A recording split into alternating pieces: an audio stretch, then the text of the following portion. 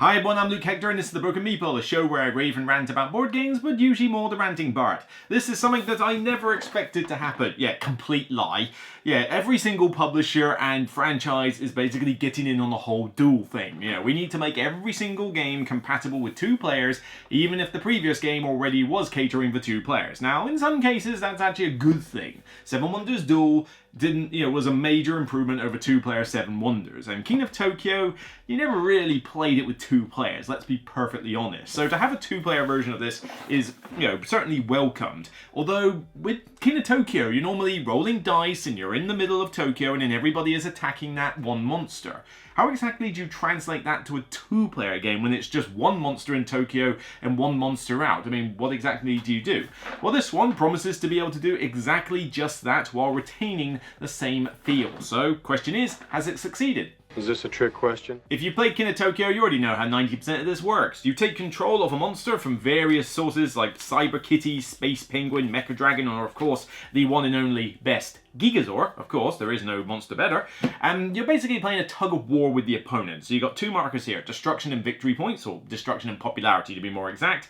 And if you can get one of these markers to the end of your board, that's an auto win. Alternatively, if you can get both markers into the Spotlight zone, which is kind of about halfway point, then that's an auto win as well. And of course, in true monster fashion, if you can kick the living snot out of your opponent so that they run out of life points, that's an auto win as well. One of those 3 conditions needs to be met. There is no timer, there is no victory point marker or anything like that. You win by one of those 3 methods or the game never finishes. Although, to be honest, it will eventually. And the idea with this is, much like King of Tokyo, it's a Yahtzee dice mechanic. So you roll all the dice that you've got here, and then you get 2 more re-rolls of which you can choose to save whichever dice you want to do from a previous turn and keep rolling until you've used up your re-rolls. Then you must use the symbols as necessary, and these symbols involve healing your monster, dishing damage to an opponent, generating energy cubes and the like. But the 2 main new ones that you will see are, firstly, there is one for the destruction marker, which allows you to pull this one towards you if you can get multiple of the same symbol.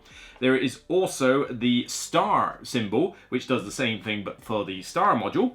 And you've also got the exclamation mark, which, depending on the monster that you choose, has a special effect at the bottom, and the more exclamation marks you roll, the more you can trigger this ability. In addition, after you've done the rolls, you have the option to buy power cards. Now, these power cards are on a display at the top. They're slightly cheaper in this particular column, but these power cards, much like in King of Tokyo, basically let you have special powers and cool abilities. They're either keep and use it as an ability or discard as a one-off bonus. But the idea is that you will generate these energy cubes by way of the dice rolls, and you spend them like a currency on the cards. But if you choose not to buy anything for a round, you'll get an energy cube as standard, so it kind of rolls you towards buying cards eventually. You're not completely strapped.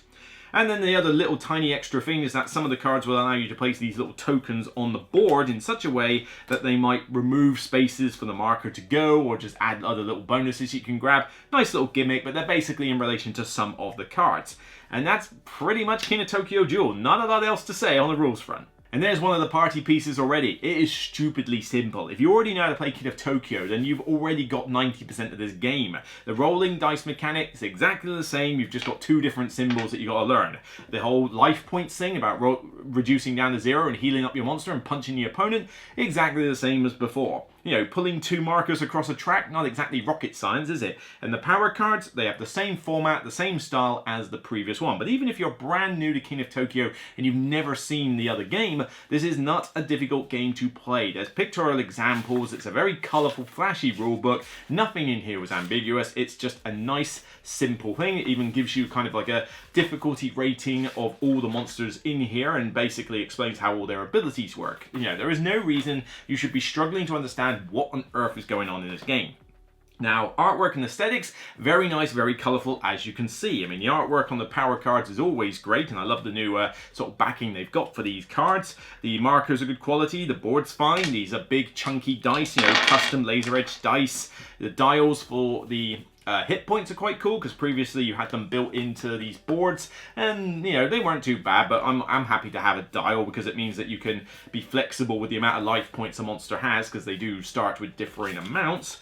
Really, the only slight chintzy component is some of these little tiles that you put on the board, but big whoop, you know, everything else is nice, and, you know, even the rule book's done in a kind of comic book style. You've got like the, you know, defeat the unknown rules, entertaining comic, 10 cents sticker on the top of that. You know, it's all done with a sense of playing to the original, keeping that theme alive, and it looks the part on the table and doesn't take up a lot of space. I mean, I've spread everything out so you can see it on the video, but this is pretty much all you have, plus your display. It's really, now the table hog, it's almost travel-like. Now, the power cards, as before, are the highlight of the game. You know, it's always fun to get these and customize your monster in such a way. Works similarly to before, although two little tweaks are so good in this game that I think you should actually house rule them into the base game. Firstly, the idea that one of the cards is cheaper to buy on the edge of a row and they slide down. That's not in the original, and honestly, it should be, because it just makes the power cards that little bit easier to grab.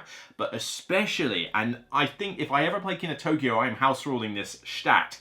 The idea that you get 1 cube if you don't buy cards. So simple, such an easy thing to learn, but yet it enables people to buy power cards more often, which is like one of the best bits of the game, so why shouldn't you make that bit more accessible? Just those 2 tiny tweaks make the power cards much better in this version than previously, but yeah, you could house rule both of these elements into the original and it would make absolutely no difference, you know, to like the ability to learn the game or teach it. Now, with regards to the tug-of-war aspect, this is realistically the only way you're going to be able to do this for a dual version, but the tug-of-war sometimes works and sometimes doesn't, because firstly, the tug-of-war thing is a tense thing, like, alright, you know, push it, pull back, oh yeah, we know which marker am I going to focus on, am I going to try and get both at the same time, or just get one of them to my end? I usually find it's a lot easier just to get one to the far end, but, you know, I digress. But there is one problem with it, is that you can end up in a situation where, obviously because this is a dice rolling game, there's going to be luck involved, that somebody gets their marker to pretty much like near the end of their track, and you're basically just playing this endless battle of, right, I'll pull it back 1 or 2 spaces, okay, my turn, right, I'll pull it back 2 more spaces, right, my turn, right, I'll pull it back 1 more 2 spaces, right, my turn. Alright, I'll put it back 2 more spaces, and you get stuck in a bit of an infinite time loop until eventually one of you runs out of luck and the other player, chances are they win because they're in that advantageous position. You're having to spend all your time just trying to stop them from auto-winning that you can't concentrate on any other victory condition. And that feels a little bit sour at times, but then that's offset a little bit by the fact that this game is very short. I mean, it is literally a 20-minute game, and that's as long as it should take. Now, you can have a game end in 20 minutes, you could also have a game end in 2 minutes, because of the nature of the luck in this game. You know, somebody just happens to roll crazy well for stars and moves the marker like halfway in their first turn, and then on the next turn they do the same for the destruction marker, or they just happen to get the popularity marker all the way to their end. You could finish this in barely a few minutes compared to the 20 minutes that a full-length game could take. And that is a bit of an issue, but again, it's a short game that's easy to teach for 2 players.